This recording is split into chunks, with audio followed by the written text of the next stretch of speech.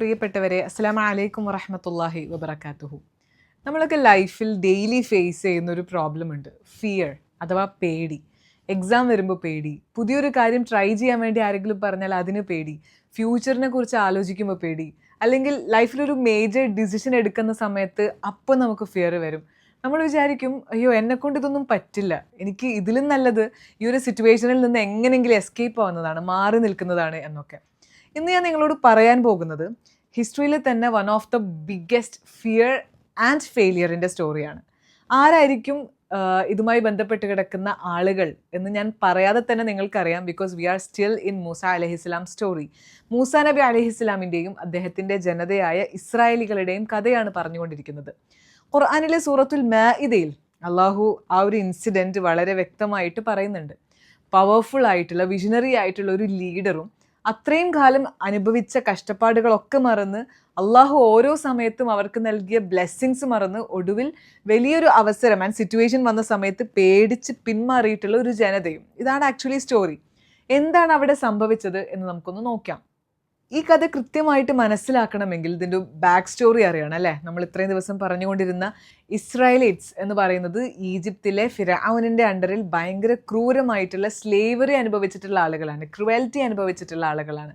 അവരെ ആ ഒരു ടോക്സിക് ലൈഫിൽ നിന്ന് റെസ്ക്യൂ ചെയ്യാൻ അള്ളാഹു സുബ്ഹാനഹു വ തആല നിയോഗിച്ചിട്ടുള്ള പ്രവാചകനായിരുന്നു മൂസ നബി അലൈഹിസ്സലാം അല്ലേ. അള്ളാഹു അവർക്ക് വേണ്ടി കാണിച്ച മിറാക്കിൾസ് ഒക്കെ അതിഭയങ്കരമായിരുന്നു. ലോകത്തിലെ ഏറ്റവും വലിയ ഡിക്റ്റേറ്റർ ആയിട്ടുള്ള ഫിറഔനെ അവരുടെ കൺമുന്നിലിട്ട് നശിപ്പിച്ചു കളഞ്ഞു. അവർക്ക് രക്ഷപ്പെടാൻ വേണ്ടി ചെങ്കടൽ അള്ളാഹു പിളർത്തി കൊടുത്തു. ചുട്ടുപൊള്ളുന്ന മരുഭൂമിയിലൂടെ ട്രാവൽ ചെയ്യുന്ന സമയത്ത് അവർക്ക് വെയിൽ കൊള്ളാതിരിക്കാൻ മേഘങ്ങളെ കൊണ്ട് അള്ളാഹു തണൽ കൊടുത്തു. വിശക്കുമ്പോൾ കഴിക്കാൻ മന്ന സെൽവ എന്ന് പറയുന്ന സ്പെഷ്യൽ ഹെവൻലി ഫുഡ് ആകാശത്ത് നിന്ന് അള്ളാഹു സുബ്ഹാനഹു വ തആല അവർക്ക് ഇറക്കി കൊടുത്തു. ചുരുക്കം പറഞ്ഞാൽ ദൈവത്തിൻ്റെ സ്പെഷ്യൽ കെയറും പ്രൊട്ടക്ഷനും എന്താണ് എന്ന് ലൈവായിട്ട് എക്സ്പീരിയൻസ് ചെയ്തിട്ടുള്ള ആളുകളായിരുന്നു ബനു ഇസ്രായേൽ. അടിമത്തത്തിൽ നിന്ന് പൂർണ്ണമായും ഫ്രീ ആയി ഇപ്പോൾ അവർ ഒരു പുതിയ തുടക്കത്തിൻ്റെ പാതയിലാണ്. അങ്ങനെ നിൽക്കുന്ന സമയത്താണ് മൂസ നബി അലൈഹിസ്സലാം തൻ്റെ ജനതയെ വിളിച്ചിട്ട് പറയുന്നത്, ആ കാണുന്ന ഹോലി ലാൻഡ്, ഫലസ്തീൻ പ്രദേശത്തെയാണ് അവിടെ ഉദ്ദേശിക്കുന്നത്. ആ ലാൻഡ് അള്ളാഹു നിങ്ങൾക്ക് ജീവിക്കാൻ വേണ്ടി തന്നതാണ്. നിങ്ങളോട് അള്ളാഹു അങ്ങോട്ട് പ്രവേശിക്കാൻ ആവശ്യപ്പെടുന്നുണ്ട് എന്ന് പറയാണ്. ധൈര്യമായി മുന്നോട്ട് പോകൂ, ഭയന്ന് പിന്തിരിയരുത്. പിന്തിരിഞ്ഞു കഴിഞ്ഞാൽ നിങ്ങൾ തോറ്റുപോകും.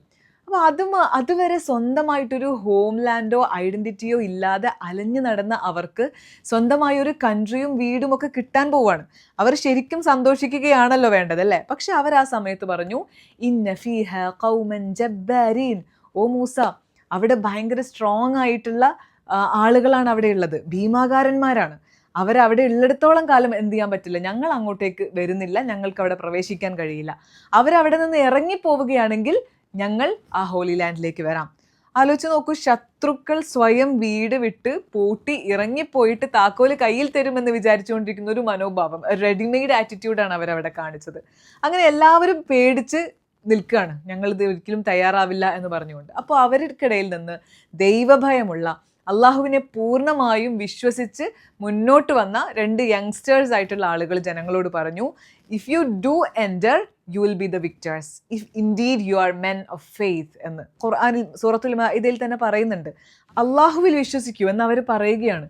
പക്ഷേ ഈ ബനു ഇസ്രായേലികളുടെ ഭയവും നന്ദികേടും കാരണം അവരുടെ ഒരു തിങ്കിങ് എബിലിറ്റി തന്നെ അവിടെ ബ്ലോക്ക്ഡ് ആയിരുന്നു. ഇസ്രായേലികൾ ആ രണ്ടുപേര് പറയുന്നത് കേൾക്കാൻ പോലും തയ്യാറായില്ല എന്ന് മാത്രമല്ല, ചരിത്രത്തിൽ രേഖപ്പെടുത്തിയിട്ടുള്ള ഏറ്റവും ഇൻസൾട്ടിങ് ആയിട്ടുള്ള പരിഹാസം നിറഞ്ഞൊരു മറുപടിയാണ് അവർ മൂസ അലൈഹിസ്സലാമിനോട് പറഞ്ഞത്. നമുക്ക് സൂറത്തുൽ മാഇദയിലെ ആ ഭാഗം ഒന്ന് ഓതി നോക്കാം. അഊദു ബില്ലാഹി മിനശ് ശൈത്വാനിർ റജീം ബിസ്മില്ലാഹിർ റഹ്മാനിർ റഹീം قالوا يا موسى إنا لن ندخلها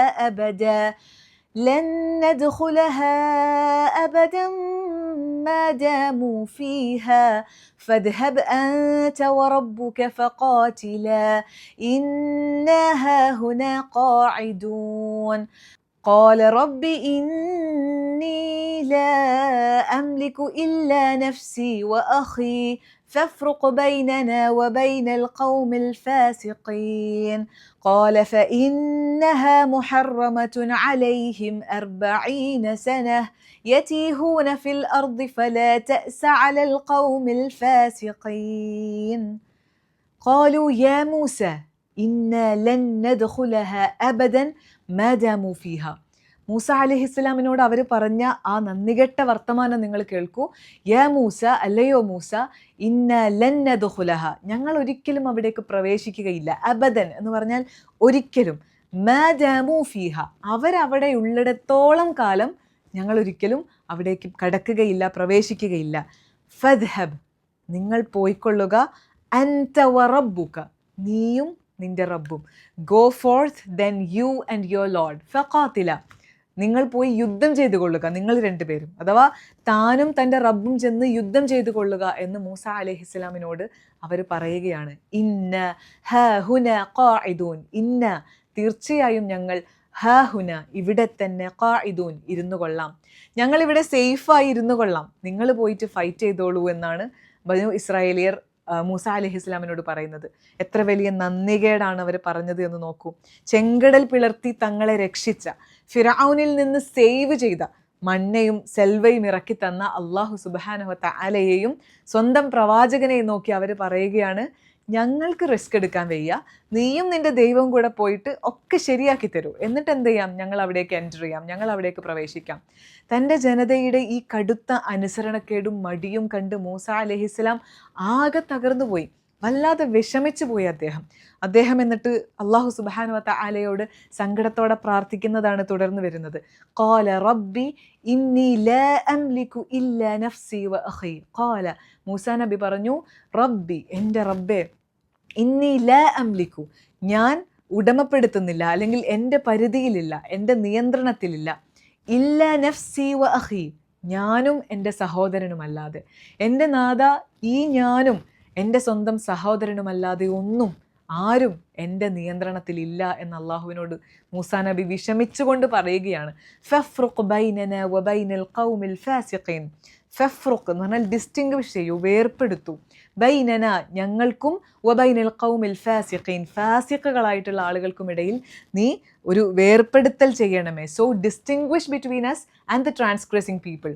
അഥവാ എനിക്ക് എൻ്റെ മേലും എൻ്റെ സഹോദരൻ ഹാറൂൻ അലൈഹിസ്സലാമിൻ്റെ മേലും മാത്രമേ അധികാരമുള്ളൂ.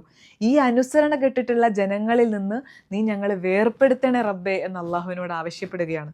അള്ളാഹുവിന് കാര്യങ്ങൾ വളരെ വ്യക്തമായിരുന്നു. കൺമുന്നിൽ ഇത്രയും അത്ഭുതങ്ങൾ കണ്ടിട്ടും ഒരു ചെറിയ പ്രതിസന്ധി വന്നപ്പോൾ ദൈവത്തെയും പ്രവാചകനെയും തള്ളിപ്പറഞ്ഞ ആ ജനതയെ അള്ളാഹു സുബ്ഹാനഹു വ തആല ശിക്ഷിക്കുന്നുണ്ട്. അള്ളാഹു പറയുന്നു, ഖാല ഫഇന്നഹ മുഹറമത്തുൻ അലൈഹിം, അവർക്ക് ആ പട്ടണം വിലക്കപ്പെട്ടിരിക്കുന്നു. എവിടേക്കാണോ അവരെ പ്രവേശിക്കാൻ വേണ്ടി അള്ളാഹു കൽപ്പിച്ചത്, ആ പട്ടണം അവർക്ക് മുഹറമത്താണ്, വിലക്കപ്പെട്ടിരിക്കുന്നു. 40 സന, 1-2 വർഷമല്ല, 4 പതിറ്റാണ്ട്, 40 വർഷം കാലം അവർ അങ്ങനെ അലഞ്ഞു തിരിഞ്ഞ് നടന്നുകൊള്ളട്ടെ എന്നും. എങ്കിൽ ആ വിശുദ്ധ നാട് 40 വർഷത്തേക്ക് അവർക്ക് വിലക്കപ്പെട്ടിരിക്കുന്നു. യതീഹൂന ഫിൽ അർദി, അവർ ആ മരുഭൂമിയിൽ ദിശയറിയാതെ അലഞ്ഞു തിരിയും. ഫലാ തഅസ, ഡു നോട്ട് ഗ്രീവ്, അലൽ ഖൗമിൽ ഫാസിഖീൻ, over the condition of those transgressing people. ഫാസിഖുകളായിട്ടുള്ള ആ ആളുകളുടെ കാര്യത്തിൽ ഡു നോട്ട് ഗ്രീവ്, നിങ്ങൾ വിഷമിക്കേണ്ട കാര്യമില്ല എന്ന് പറയുകയാണ്. ആ വലിയ മരുഭൂമിയിൽ അവർക്കൊരു വഴി കണ്ടെത്താൻ പോലും കഴിയില്ല. എങ്ങോട്ട് പോയാലും അവർ കറങ്ങി തിരിഞ്ഞ് ഒരേ സ്ഥലത്ത് തന്നെ തിരിച്ചെത്തും. അങ്ങനെ 40 വർഷം അവർ അവിടെ കിടന്ന് കഷ്ടപ്പെട്ടു. എന്തിനാണ് ആ 40 വർഷം? ആലോചിച്ച് നോക്കൂ. അവരുടെ ഭയവും നന്ദികേടും അത്യാഗ്രഹവും ഒക്കെ പൂർണ്ണമായി ആ മരുഭൂമിയിൽ വെച്ച് തന്നെ മൺമറഞ്ഞു പോകാൻ വേണ്ടി. പകരം ധൈര്യമുള്ള, സ്വാഭിമാനമുള്ള, ആത്മവിശ്വാസമുള്ള, അള്ളാഹുവിനെ മാത്രം ഭയപ്പെടുന്ന ഒരു പുതിയ തലമുറ വളർന്നു വരാൻ വേണ്ടിയായിരുന്നു അള്ളാഹു അങ്ങനെ ചെയ്തത്. ഒടുവിൽ ആ പുതിയ തലമുറയാണ് പിന്നീട് വിശുദ്ധ നാട്ടിലേക്ക്, ഫിലസ്തീനിലേക്ക് പ്രവേശിക്കുന്നത്. നോ പെയിൻ നോ ഗെയിൻ എന്ന സ്ട്രാറ്റജിയാണ് ബനു ഇസ്രായേലിൽ എടുത്തത്, അല്ലേ? നമുക്കും വലിയ ലെസൺസ് ഉണ്ട് ഈ ഒരു സംഭവത്തിൽ നിന്ന്. അള്ളാഹു സുബ്ഹാനഹു വ തആല നിങ്ങൾക്ക് ചിലപ്പോൾ നിങ്ങളുടെ ലക്ഷ്യസ്ഥാനം കാണിച്ചു തരും, ഇതാണ് നിങ്ങളുടെ ഗോൾ എന്ന് കാണിച്ചു തരും. പക്ഷെ അങ്ങോട്ടേക്കുള്ള വഴിയിൽ തടസ്സങ്ങളും കഷ്ടപ്പാടുകളും ഒക്കെ ഉണ്ടായിന്ന് വരും. അതുകണ്ട് പേടിച്ച് ഒളിച്ചോടിയാൽ, പിന്നെ നമ്മൾ അവിടെ തന്നെ സ്റ്റക്കായി പോകും എന്നുള്ളതാണ്. ഇസ്രായേലികൾ വിചാരിച്ചത് അള്ളാഹു എല്ലാം സേഫാക്കി തന്നാൽ നമുക്ക് അവിടെ പോയി താമസിക്കാം.